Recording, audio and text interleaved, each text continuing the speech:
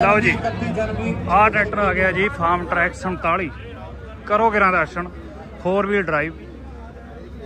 old look ਜੋ ਆਉਂਦੀ ਸੀ ਉਹਦੇ ਵਿੱਚ ਇਹ ਕੰਪਨੀ ਦੁਬਾਰੇ ਲਾਂਚ ਕੀਤਾ ਬਟ ਇਹ ਹੈਗਾ ਮਤਲਬ ਸਟicker ਨਵੇਂ ਕਰਤੇ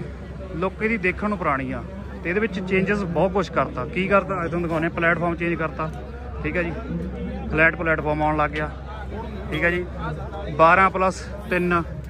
12 forward 3 reverse high low medium ਦੇ ਵਿੱਚ ਮਿਲੂਗਾ 3 ਰੇਸ ਇਹਦੀ ਸ਼ੋ ਜਿਹੜੀ ਕਨੋਪ ਇਹ ਸਿੰਗਲ ਖੁੱਲਦੀ ਹੈ ਸਾਰੀ 14 ਦੇ ਟਾਇਰ ਨੇ ਤੇ ਮੂਹਰਲੇ ਟਾਇਰ ਆਪਾਂ 8-3-20 ਦੇ ਬਹੁਤ ਲੋਕ ਉਰੇ ਇਹਨੂੰ ਦੇਖ ਰਹੇ ਨੇ ਤੇ ਬਹੁਤ ਪਸੰਦ ਵੀ ਕਰ ਰਹੇ ਨੇ 5 ਸਾਲ ਦੀ ਵਾਰੰਟੀ ਮਿਲੂਗੀ ਇਹ ਟਰੈਕਟਰ ਤੇ ਵੀ ਡਿਸਟ੍ਰੀਬਿਊਟਰ ਲੱਗਿਆ ਪਿਆ ਠੀਕ ਹੈ ਜੀ ਇੱਕ ਇਹਦੇ ਪਹਿਲਾਂ ਕੀ ਚੱਕਰ ਸੀ ਪੀਡੀਓ ਨੀਵੀਂ ਹੁੰਦੀ ਸੀ ਪੀਡੀਓ ਵੀ ਇਹ ਗਰਾਊਂਡ ਕਲੀਅਰੈਂਸ ਵਧਾ ਕੇ ਉੱਚਾ ਕਰਤਾ ਇੱਕ ਨੰਬਰ ਆ ਪੂਰਾ ਟਰੈਕਟਰ ਜੀ